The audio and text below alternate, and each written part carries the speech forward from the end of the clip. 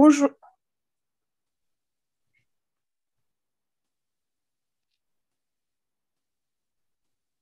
bonjour, bienvenue sur Raconte-nous. Donc, est-ce que tu peux te présenter? Bonjour, donc je m'appelle Caroline et je suis étudiante en thèse de biologie végétale et microbiologie. Je vais vous partager quelques diapos pour illustrer ce que je vais vous raconter. Du coup, je travaille au laboratoire des interactions plantes, microbes, environnement. C'est un laboratoire qui se trouve au sud de Toulouse. Et là-bas, on fait de la recherche publique qui est financée notamment par le CNRS, l'INRAE et l'Université de Toulouse. Quel est ton parcours? Alors en fait, moi c'est un peu compliqué. Quand j'étais au lycée, je voulais faire plein de choses à la fois. J'aimais la littérature, les arts, mais aussi les sciences. Et j'ai eu du mal à choisir. Donc au lycée, j'ai fait en fait un bac littéraire parce que je voulais être prof de français. Sauf que j'ai pas été prise dans l'école dans laquelle je voulais aller. Donc mon autre option, c'était de faire de la pharmacie parce que j'aimais en fait la chimie et la science. La chimie, pardon, et les plantes. Et du coup, après mon bac littéraire, en un an, j'ai fait une formation qui m'a permis d'étudier toutes les matières scientifiques que j'avais pas fait au lycée parce que j'étais en L. Et au bout de cette année, en fait, j'avais un niveau équivalent au bac S. Donc après cette année, j'ai essayé de faire le concours de pharmacie. Et c'est les études, vous savez, l'année préparatoire au concours des études de santé commune. Et en fait, au bout de quelques mois, je me suis rendu compte que c'était vraiment pas fait pour moi, que j'allais pas y arriver et que je serais pas heureuse là-bas. Donc en fait, excuse-moi, pour le partage d'écran, tu vois. Ok, j'arrive pas à l'afficher en fait.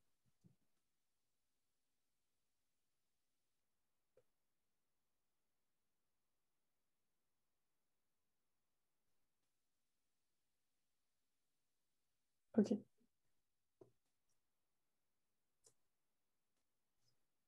Ok.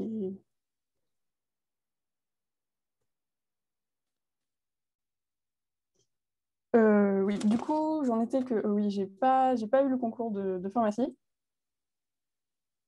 Ouais, j'essaie.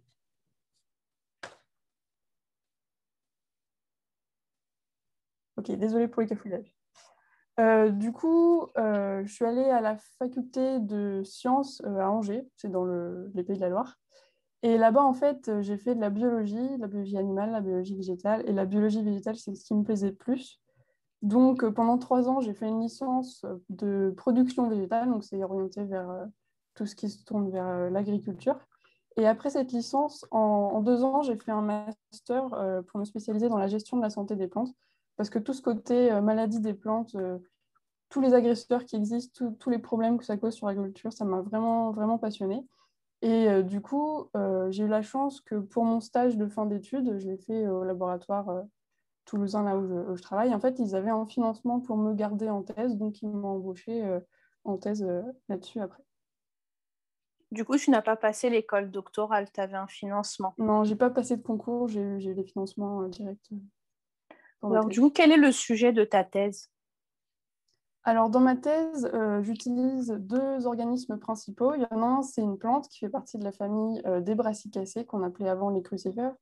Et en fait, dans ces plantes, on retrouve tous les légumes du type chou, chou-fleur, etc.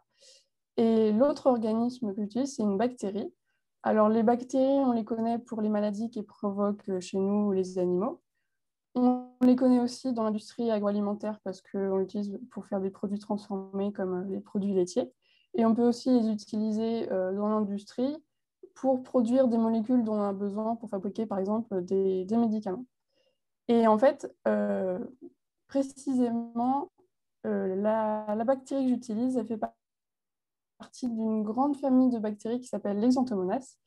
Et ces Xanthomonas, elles sont capables de provoquer tout un tas de maladies sur des plantes cultivées, donc comme le riz, les agrumes ou ce genre de fruits et légumes. Et en fait, ces bactéries, on a vraiment un intérêt à les étudier parce qu'elles posent des problèmes économiques pour les agriculteurs, mais aussi pour nous, pour notre sécurité alimentaire. Et elles posent aussi des problèmes en horticulture. Vous avez l'exemple en bas de la pelouse du stade toulousain qui a été très abîmée par une bactérie Xanthomonas. Et du coup, pour ma thèse, j'étudie donc une brassicacée donc, qui est le chou-fleur spécifiquement, et une bactérie, donc son petit nom c'est Xanthomas campestris, Patovar campestris. Et cette bactérie, sur les choux-fleurs, elle est capable de provoquer une maladie qu'on appelle la nervation noire.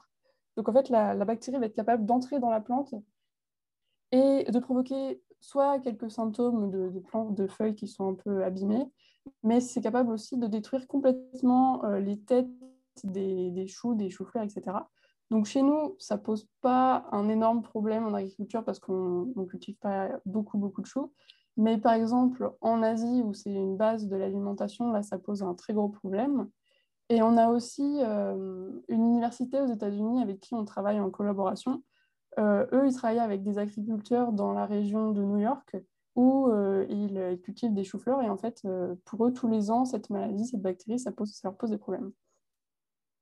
Du coup, si j'ai bien compris, ta thèse, c'est une thèse appliquée. Du coup, ce que tu étudies là au cours de ta thèse, ça va servir pour les agriculteurs?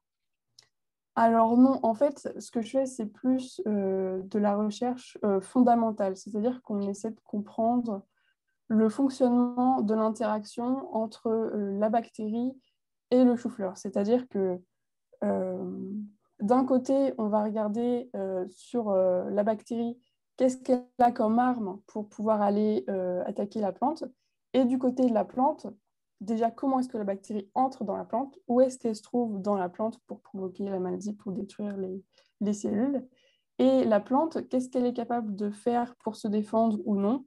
Et ça veut dire que ce que je recherche, c'est vraiment à comprendre le fonctionnement de l'interaction, la réaction de la plante à la bactérie, et ça va être de la recherche fondamentale. Donc, on essaie d'expliquer les phénomènes qu'on observe.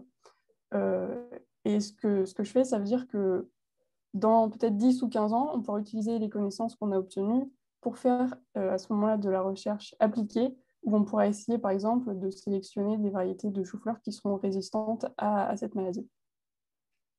Du coup, comment tu obtiens tes choux? Est-ce que ce sont les agriculteurs qui te les donnent ou tu les Euh, plantes en laboratoire? alors, mes choux, en fait, on les cultive uniquement en serre et en chambre de culture, donc sur des petites étagères. Et oui, en fait, comment dire, une grosse partie de ma thèse, ça va être de faire toutes ces expériences en laboratoire avec les plantes en laboratoire, où je vais essayer, par exemple, de regarder sur différentes variétés de choux, euh, comment est-ce que la maladie va se propager en regardant les symptômes, la vitesse d'apparition des symptômes, où est-ce que les bactéries se trouvent dans la plante en utilisant des microscopes ou ce genre de choses, ou en regardant aussi le nombre de bactéries qu'on a dans les plantes en fonction de la variété de la plante.